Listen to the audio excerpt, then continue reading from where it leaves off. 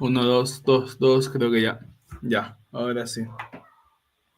Vamos a empezar. Qué difícil ha sido buscar un espacio para esta clase. Son mucho tiempo el cual se ha procrastinado, pero bueno, ya estamos aquí. Bien, el tema que hoy compete es hablar sobre la filosofía existencial, que bueno, es una filosofía importante y más ahora en estos tiempos, que ahora vamos a ver por qué, ¿no? A qué responde esto del existencialismo. Bueno, podemos ir viendo que su término, existencialismo, vamos a hablar mucho sobre la existencia, ¿vale? Vamos a hablar mucho sobre la existencia y quería empezar antes de ir con todo el marco teórico y todo lo que implica, y todo lo que implica. Eh, esta idea que hoy en día tenemos, que es un problema subclínico, incluso en consulta, que es del vacío existencial que existe. Hoy en día no es sorpresa encontrarse personas que no saben quiénes son, que no saben cuál es el rumbo, o cuál es su objetivo, cuál es su misión en este mundo, para qué están aquí. Eso es lo que podemos llamar como vacío existencial, ¿no? El no saber quién soy, el no tener un rumbo fijo, ¿sí? El no saber qué hacer. De ahí que no tengamos ninguna motivación para hacer cosas porque no existe un futuro claro o al menos no hay metas a largo plazo. ¿No? Tampoco a corto plazo, simplemente la persona se siente, por así decirlo, vacía, ¿no? Se siente sola. Y claro, esto tiene un marco y también existe una razón por la cual hoy en día este problema vuelve. Ahora sí vamos a hablar un poco sobre el existencialismo a modo de teorías, y esto va a ser muy teórico. Eh, Entender que la filosofía surge a finales del siglo XIX. Sí, y antes de ir con las características, quería empezar con el contexto, que bueno, por ahí lo hice al revés, pero hay que entender el contexto del existencialismo. A ver, lo puse en nombre de deshumanización, sí, pero a ver, ¿cuál es el contexto? ¿Qué está pasando en el mundo? En el mundo, sobre todo en Occidente, acaba de haber guerras mundiales. Sí, podemos recordar el gran evento que todos sabemos de memoria, después de la Segunda Guerra Mundial, las bombas de Nagasaki, Hiroshima.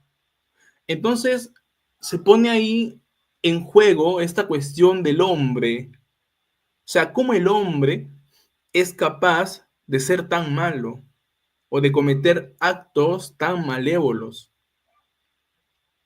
¿Qué puede tener el hombre en su corazón para hacer lo que hizo, ¿no? O sea, ¿cómo puede ser el hombre cómo puede ser tan malo? O sea, cómo en ese momento no cabía en el pensamiento cómo alguien podía generar tal homicidio, ¿no? Perdón, tal genocidio, porque fueron muchísimas personas.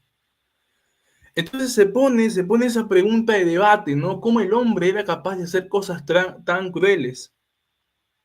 Si nos ponemos más en contexto, podemos pensar en el hipismo, ¿no? Este movimiento hippie, que pues nace en la parte de América, en Estados Unidos, siendo más exactos, ¿no?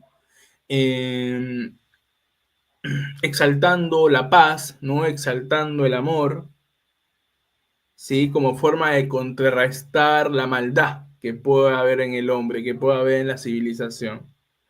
Sí, en este contexto, más o menos es en el cual surge el existencialismo. Las características principales son la fenomenología.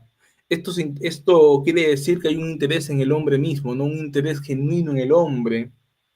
Nos damos cuenta que las filosofías de ese entonces, de ese momento, habían olvidado al hombre. Los temas de interés antes del existencialismo estaban muy ligadas al conocimiento, ¿sí? A la nociología.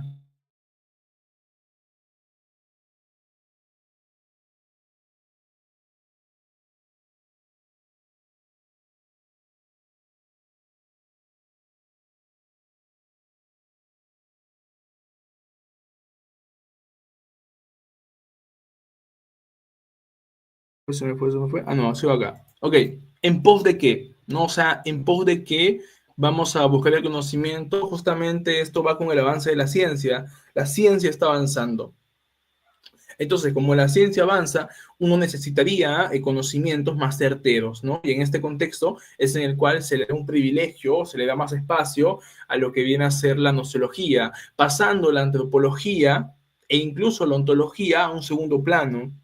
Ya no hay una preocupación genuina por saber la esencia de las cosas, y mucho menos hay una preocupación genuina por el hombre, por saber la esencia del hombre, por saber qué es el hombre, por saber qué le espera al hombre.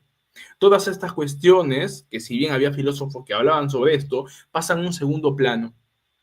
Entonces el existencialismo, por así decirlo, revive esta inclinación y se interesa por el hombre mismo, ¿no? Por lo que el hombre hace, sí, por el hombre mismo. La existencia es el acto de ser. Es lo único seguro que tiene el hombre, ¿vale? Eso es existencia. Existencia es el acto de ser real, ¿no? Entonces, todo real existe. Si algo existe es porque, pues, es real, ¿no? Algo real es algo existente, ¿vale? Se entiende la idea. Eh, También como característica vamos a encontrar la instrumentalización del hombre. A ver, esto se va a explicar mejor cuando entremos a los filósofos representativos de la época, pero bueno, mejor lo explico allá y voy a dejar esto solamente como semilla, ¿sí? Cada hombre debe realizar qué es. Bien, ahora sí vamos con un par de representantes. Primero Jaspers. Jaspers decía que todo hombre, lo que busca todo hombre en este mundo es trascender. Sí, esa es la meta final del hombre, la trascendencia.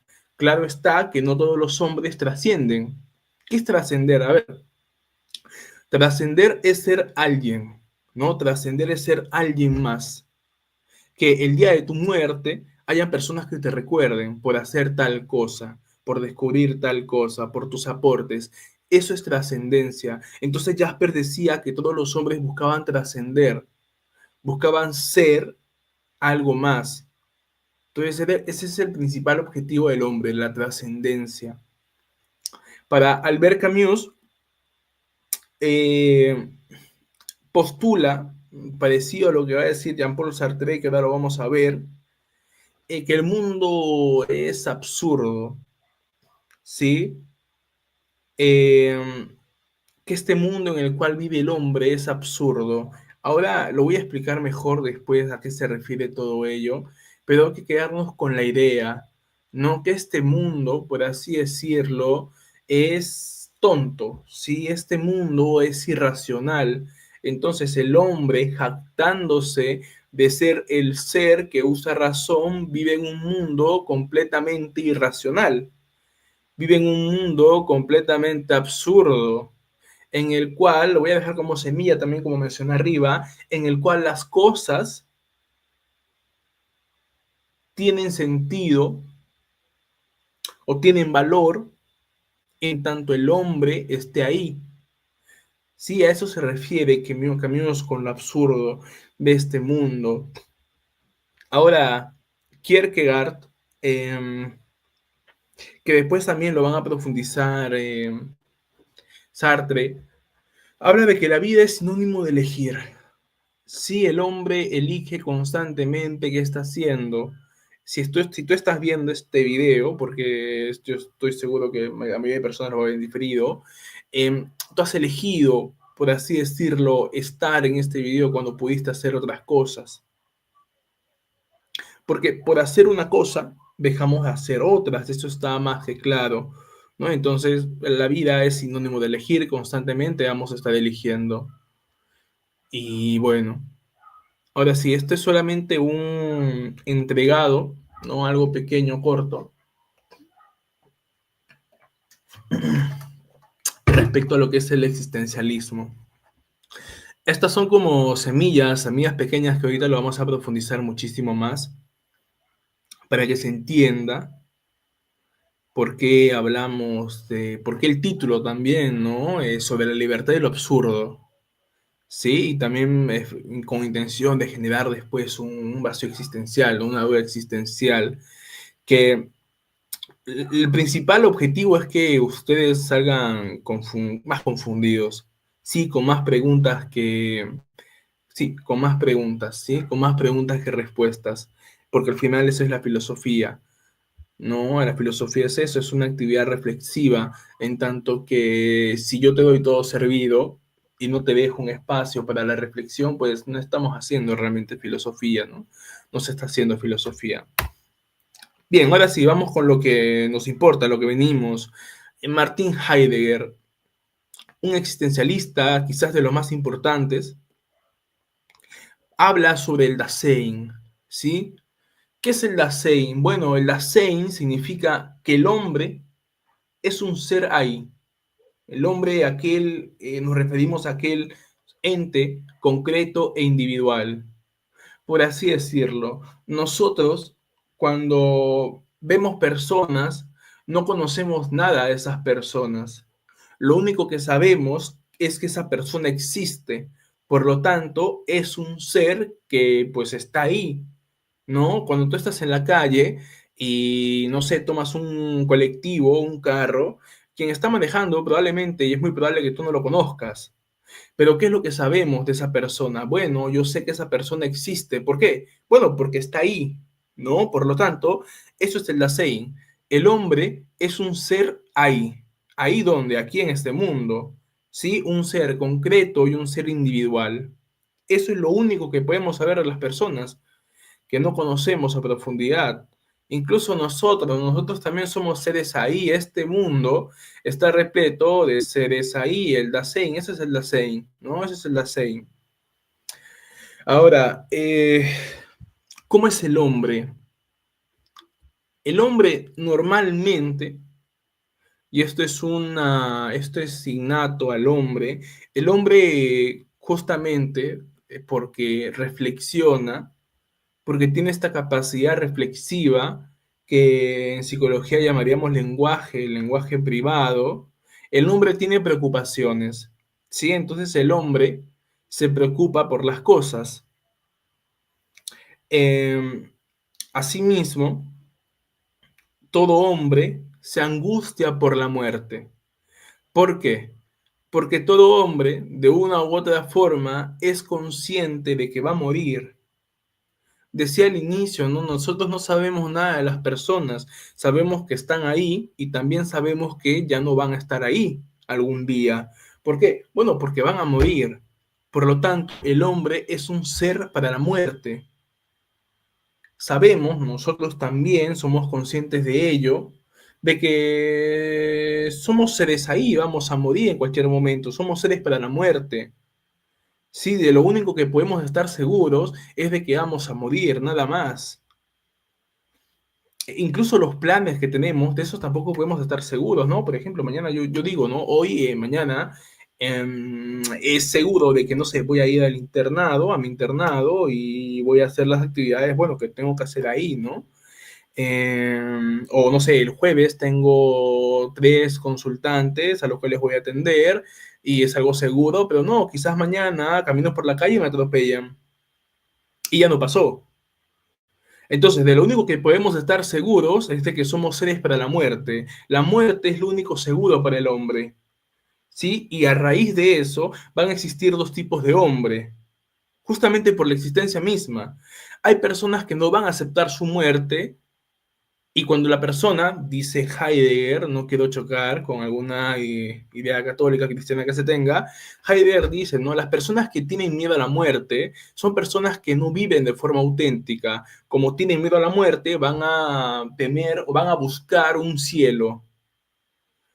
Dicho de otra manera, yo voy a morir, pero después voy a seguir existiendo en un paraíso eterno.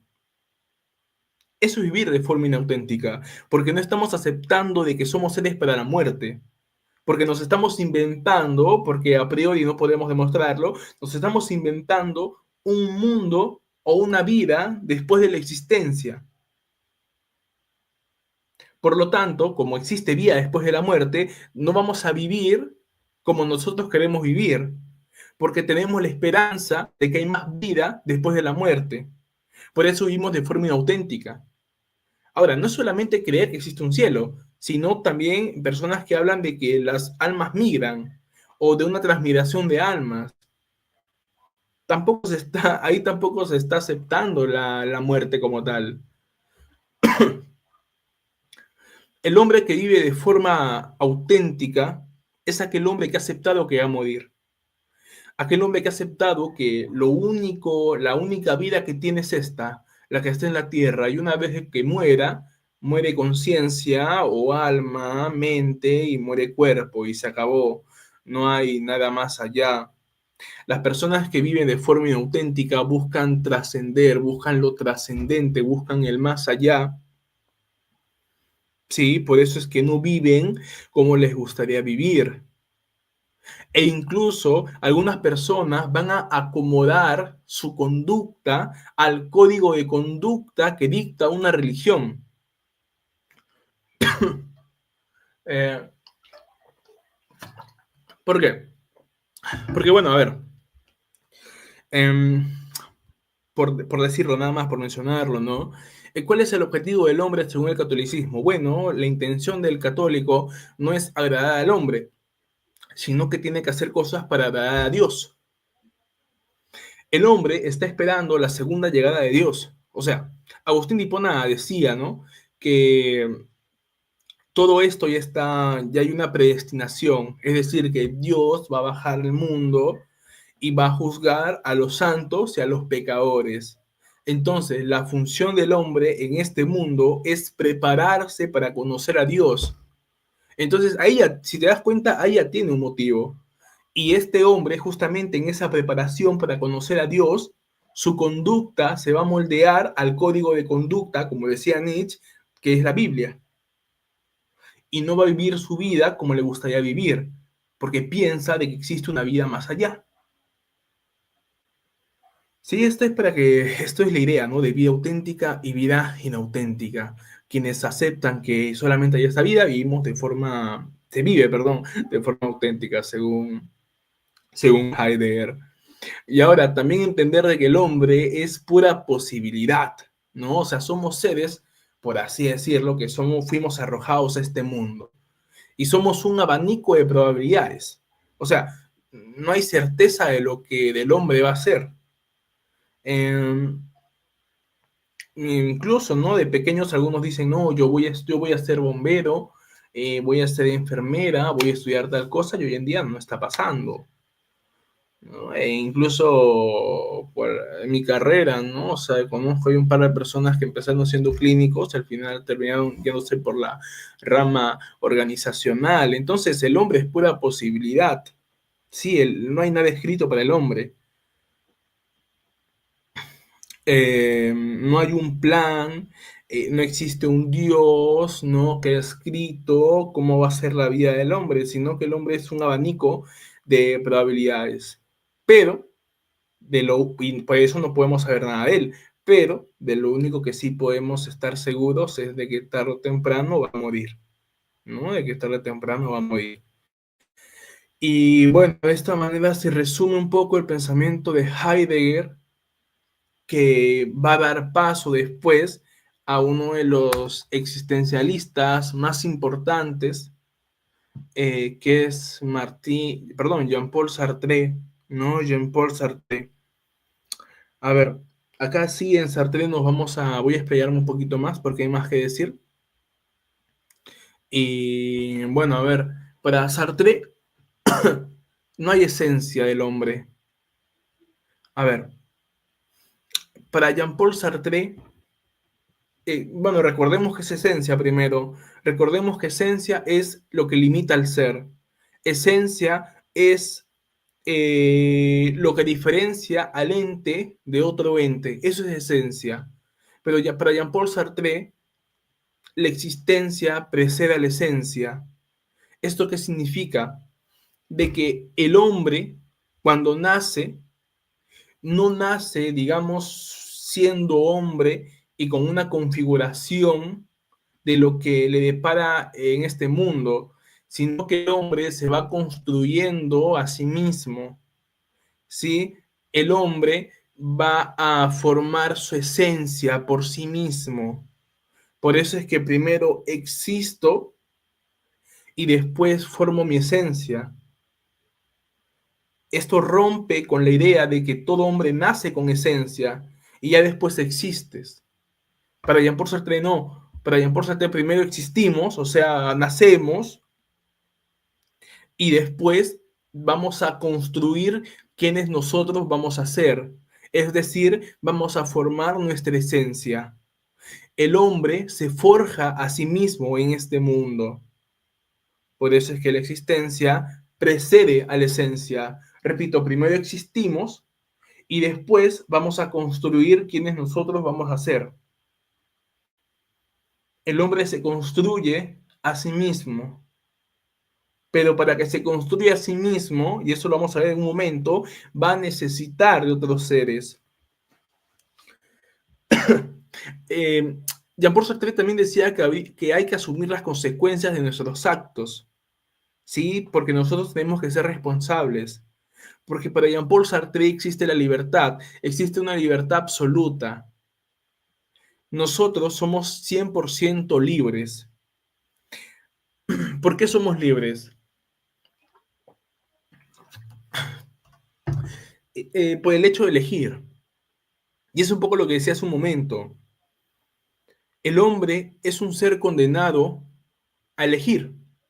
Constantemente estamos eligiendo. Por ejemplo, yo he elegido no hacer esta clase porque ya hace mucho tiempo que ya la venía procrastinando, cuando, no sé, pude irme a leer otra cosa o pude irme a descansar temprano.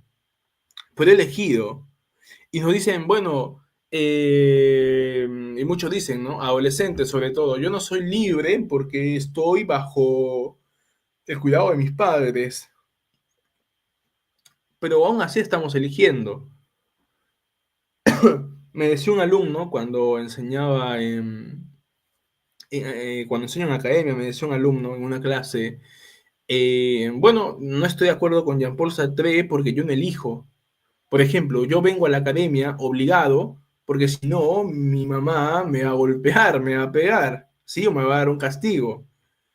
Pero ahí, y yo le dije, ¿no? Pero ahí también estás eligiendo, porque tú estás eligiendo entre hacerle caso e ir a la academia o recibir el castigo. Que tú has elegido no recibir el castigo yendo a la academia. Entonces, aún así estamos eligiendo, ¿sí? Y darse cuenta de eso. Por eso, hace poco en una capacitación que hice respecto a los temas de psicología y filosofía, la relación que existe, el hecho de estar vivos es una demostración de que la libertad existe. ¿Por qué? Porque por alguna razón, por algún motivo, has elegido continuar con vida. Entonces yo te lo planteo ahorita, te digo, bueno, mátate, no suicídate, ojalá que no me corten el en vivo por esto, pero vamos, hazlo. Y tú dices, no, no quiero, no lo voy a hacer. ¿Esto qué significa? Esto significa que eres libre porque estás eligiendo no hacerlo. En elección está la libertad. Incluso cuando no se imagina que eres secuestrado y estás siendo torturado. Y te amenazan y te dicen, no sé, dame tal información o te mato, acabo con tu vida. En ese momento podemos decir, bueno, no eres libre, pero tú eliges, en ese momento estás eligiendo entre dar información y continuar con vida o que te maten. Entonces sigues eligiendo. Eso es lo que plantea Jean-Paul Sartre, que el hombre está condenado a ser libre, porque constantemente estamos eligiendo y no vamos a poder escapar de eso. ¿Sí? Y claro, por hacer una cosa, dejamos de hacer otras cosas, ¿no? Eso está más que claro. Y como somos libres, porque nosotros elegimos, tenemos que asumir las consecuencias de lo que hacemos. Tenemos que ser responsables, ¿sí? Tenemos que ser responsables. Si yo conduzco un carro en estado de ebriedad y atropello a alguien, yo elegí tomar y manejar. Entonces, como yo elijo eso, tengo que hacerme cargo de si atropello a alguien. El hombre está condenado a ser libre. La libertad existe. Esto es todo lo contrario a un determinismo, ¿no? Totalmente, totalmente. Ahora,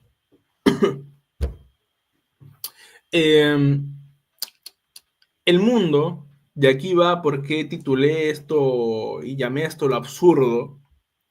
El mundo está lleno de cosas, ¿vale? Está lleno de personas, animales y cosas.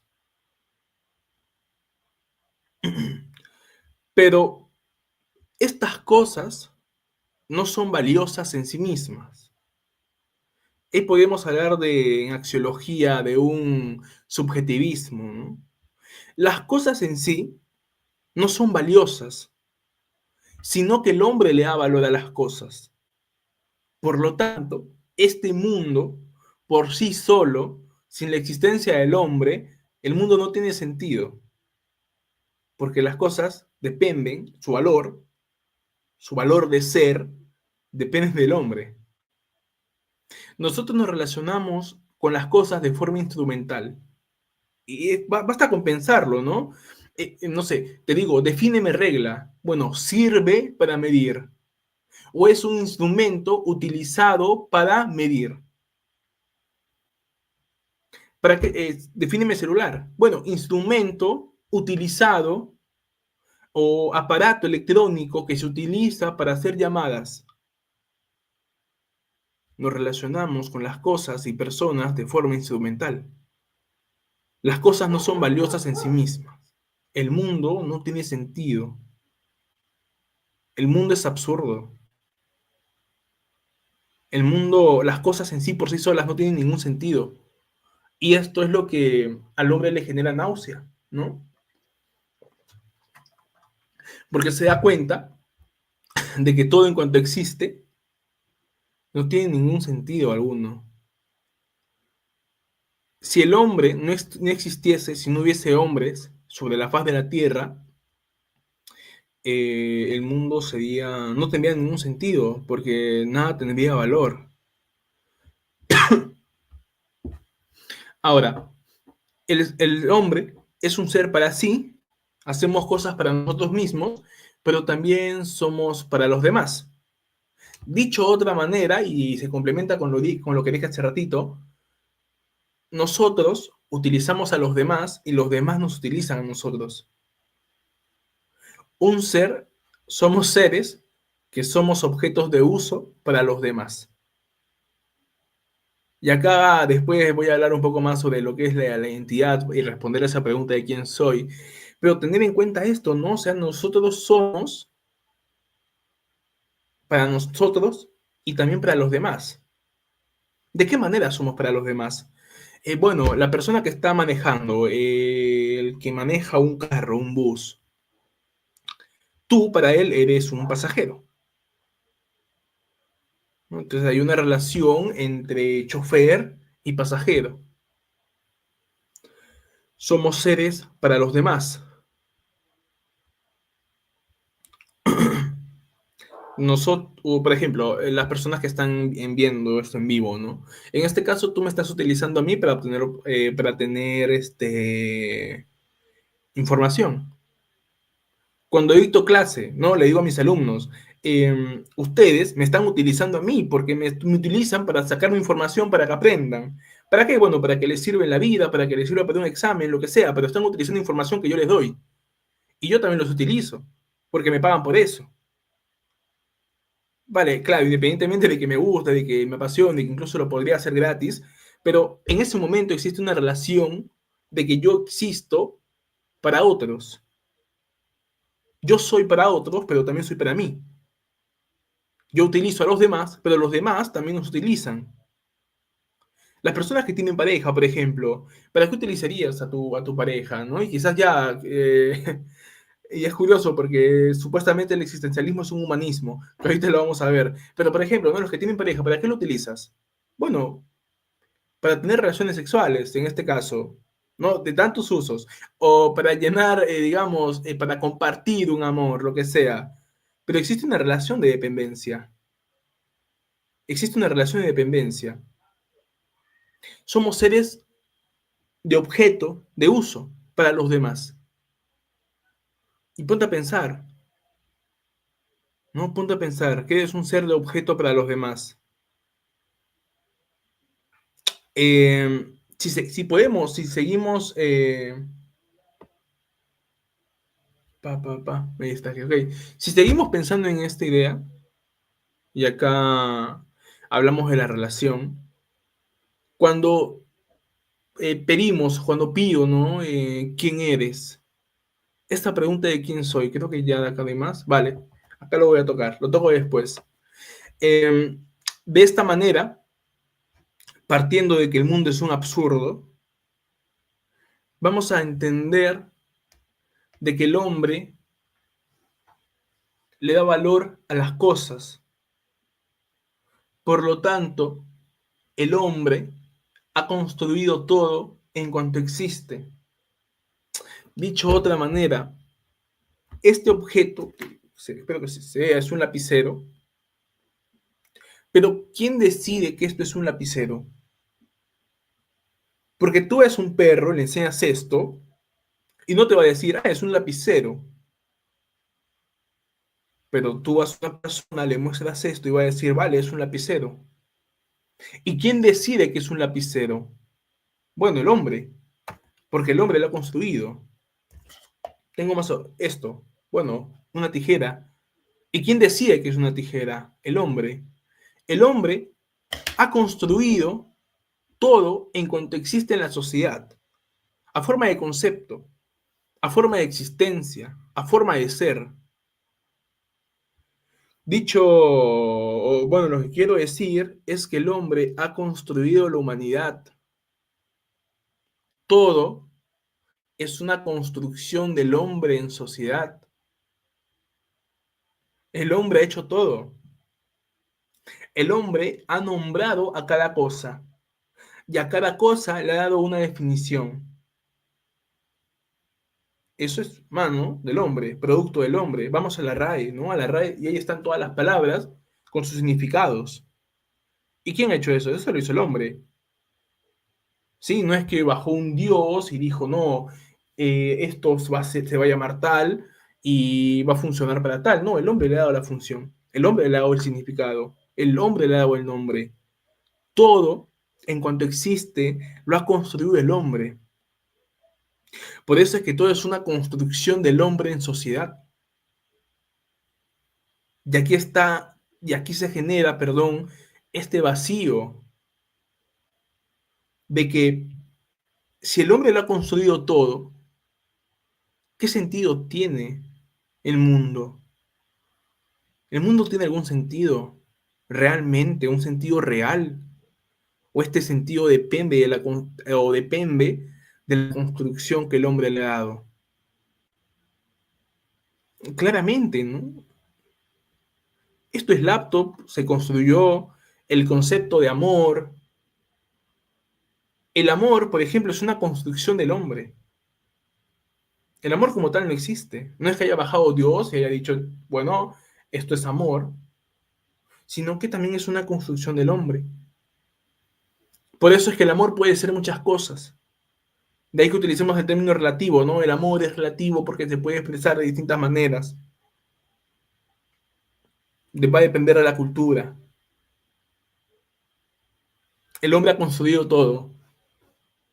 Y este cimiento es importante para que después los posmodernos, para mí ya Sartre también es un precursor del posmodernismo junto a Nietzsche, pero esta idea va a servir para que después los posmodernistas hablen de la deconstrucción. Porque si el hombre ha construido todo, también se puede deconstruir. Esto lo va a decir Jacques Derrida. Claro, porque Y ya hablamos de temas un poquito más polémicos, ¿no? Bueno, no sé qué tan polémico, pero el hombre, ¿no? O la idea de varón, ya que hace poco fue el 8M y bueno, feministas con sus con marchas y demás, ¿no? El hombre, ¿no? Hablamos del hombre. El concepto de hombre, o la idea de hombre, diría Sartre, es una construcción del hombre. Por lo tanto, la idea de hombre, de varón, perdón, no existe, porque el hombre lo ha construido. De ahí Jacques Derrida va a decir que como es una construcción del hombre, esto se puede deconstruir. De manera que el varón no existe, sino que existen varones, que existen muchas formas de ser varón, sin haber alguna correcta. De ahí que muchas personas que con poco coeficiente intelectual, le voy a decirlo, hablen de nuevas masculinidades. Hablen de una masculinidad hegemónica, una masculinidad tóxica, frágil, débil, y no sé qué tantos nombres han inventado. Por esta absurda idea de la deconstrucción, no de la deconstrucción de Derrida. Vean, volvemos aquí y ya para terminar esta pequeña clase. De la vacío existencial. ¿Quiénes somos nosotros? Hace poco tuve un pequeño debate respecto a esto que dije, pero igual me parece que sigo estando en lo correcto, sigo estando acertado de momento, ¿no? Quizás luego igual, sujeto de debate, ¿no? O sea, me encanta cuando no hay una compatibilidad en lo que decimos, es perfecto, porque se abre el debate y un intercambio de ideas, ¿no? Mientras sea de este respeto, está perfecto. Pero bueno, pero entonces, ¿quiénes somos? Y yo decía, y justamente este concepto lo tomo de mi maestro, bueno, lo considero maestro, Horacio Justo, quien nos dice, bueno, ¿quién soy yo? Soy un hijo, bueno, mi nombre es Ítalo, ¿no? Pero ese es un nombre. Y digo, bueno, soy un hombre, pero hombres somos muchos, ¿no? O sea, ¿qué me diferencia a mí, no? Bueno, decía, ¿no? Entonces puedo decir, bueno, yo soy un hijo, soy un hermano, soy un profesor, soy un alumno,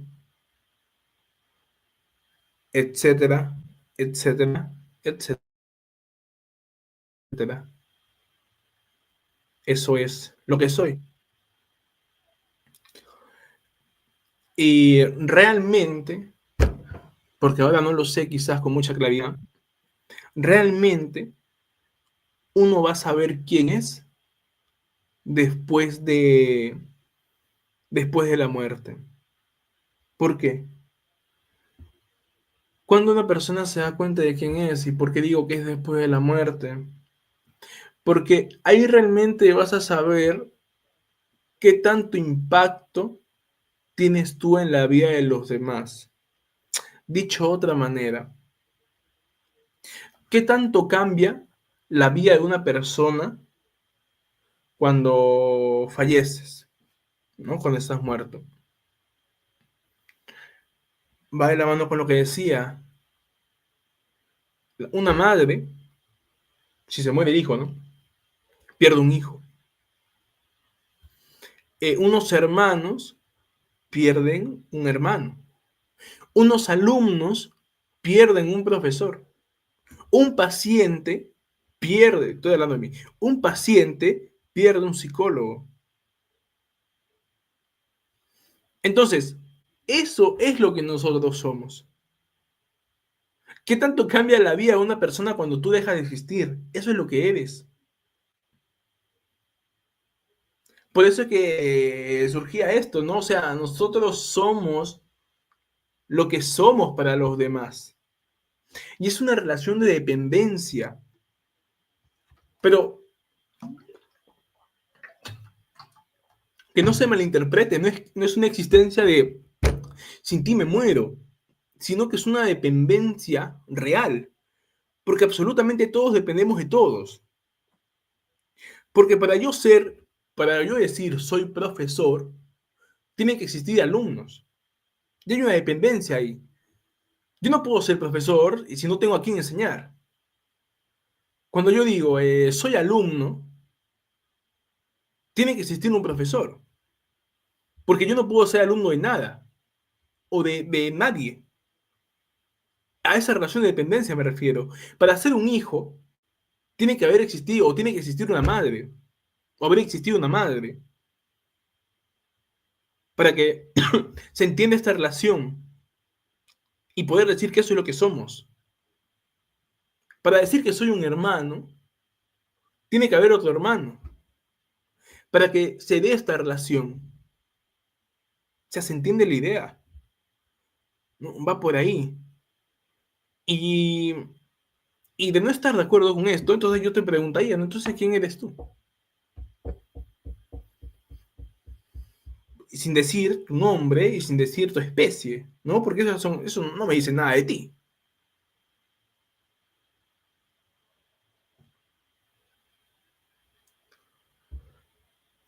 La trascendencia, ¿sí? Eso es lo que al final somos. Y nos damos cuenta realmente de quiénes fuimos cuando ya no estamos en este mundo, ¿no? Cuando ya no estamos en este mundo. A modo de juego nada más, y para que se entienda esto un poco más didáctico, puedo decir incluso, ¿no? Cuando ya, imagina que terminas una relación, ¿sí? Terminas una relación y no sé, ¿no? Terminaron en malos términos, pero con el tiempo lo superas, ¿no? Y llegas a decir, oye, y te preguntan, ¿no? Oye, ¿te acuerdas de tu ex? Y tú dices, ya no me acuerdo de esa persona. Esa persona no existe para mí. Esa persona ha muerto para mí. Esa persona no existe para mí. Ese no existe para mí, ¿qué significa? Que esa persona no tiene ninguna influencia en mi vida. Lo que le pase, incluso si se muere, realmente no va a afectar en nada mi vida. Por eso digo que la existencia, el ser y responder a quién soy, depende de las relaciones. Somos seres dependientes. ¿Sí? Somos seres dependientes en pos de descubrir quiénes somos, ¿no? En pos de clarificar una identidad. Cuando hablamos de decir, no, pero yo soy amable, bueno, amable es una forma de ser, no es el ser, es una forma de ser. Digo, yo soy amable, no sé, amable con mi madre, amable con mis hermanos. El ser amable es un modo, es una forma de ser, pero no es el ser. ¿Me dejo entender? Sí, y si salen más confundidos después de esto, está perfecto, está muchísimo mejor. Bueno, y esa es la idea, ¿no? Esa es la idea. Esto era lo principal en la clase, entender un poco esta postura filosófica, que es el existencialismo, ¿sí? Que es el existencialismo. Otra existencialista conocidísima, muy conocida, ya que hablamos del 8M, Simone de Beauvoir, ¿no? Simone de Beauvoir también se enmarca en un existencialismo, ¿no? ¿Y dónde encontramos ese enmarcamiento de Beauvoir? Bueno, justamente en lo que decía Jean-Paul Sartre, de que no existe esencia. Simone de Beauvoir, feminista radical, va a decir que la mujer es una construcción. De ahí el segundo sexo, en su libro El segundo sexo, va a decir que la mujer no existe, sino que la mujer es una construcción. Eso es ser existencialista, pues. Eso es lo que decía Sartre, que la existencia precede a la esencia. No existe mujer, sino que mujer se va construyendo. Ahí está su filosofía. Ahí está, perdón, ahí está su filosofía. Y ahí empieza su segunda ola. Por eso cuando me dicen, hace poco también publiqué en Instagram un estado que decía que recuerden que es el Día de la Mujer, no del feminismo, porque el feminismo no es pro mujer. Y una amiga, colega me decía, bueno, si no es pro mujer, ¿qué es entonces? Porque ayuda a las mujeres. Y sin intención de debatir si realmente ayuda o no, iba a la ontología y decir, ¿cómo va a ayudar el feminismo a la mujer si el mismo feminismo no sabe cómo definir a una mujer? Porque para el feminismo la mujer no existe como tal, sino que es una construcción social. Entonces, ¿cómo vas a defender un ente que no existe? Porque si un ente tiene muchas formas de ser, significa que no es, que no tiene esencia. A menos que partamos de la idea de que la existencia precede a la esencia. Ahí sí. Y esa es la filosofía de la que parte Simón de Beauvoir para decir que la mujer es una construcción social. Que luego que todo es una construcción social, que los sexos, que la normativa, que y luego el movimiento queer, de que la heterosexualidad también es una construcción y bla, bla, bla, bla y demás. Entender que todas estas ideas son justamente, tienen origen filosófico. Que una cosa es lo que nosotros vemos en las calles, que son los disturbios que pueden hacer y demás, y otra cosa es la filosofía de las que parten. Por eso cuando, no sé, pues me dicen, no, pero yo no soy feminista, pero yo soy feminista, pero no soy de las radicales, yo les digo, bueno, son lo mismo, porque todas parten de la misma filosofía, solo que quizás las radicales utilizan la violencia y el resto no, pero todos parten de la misma filosofía, de partir que ese concepto de mujer no existe, sino que se construye. Entonces no puede ser pro mujer. ¿Por qué meto el tema? Porque Simone de Beauvoir también era un existencialista y parten también de la misma idea. No todas parten de la misma idea. Bueno, creo que no tengo nada más que decir, al menos de momento respecto al tema. Y ya, bien, por fin se pudo dar esta clase que ya hace mucho tiempo la quería dar, ¿no? Y para esta semana, para este domingo, se viene una entrevista con Tomás Caicho.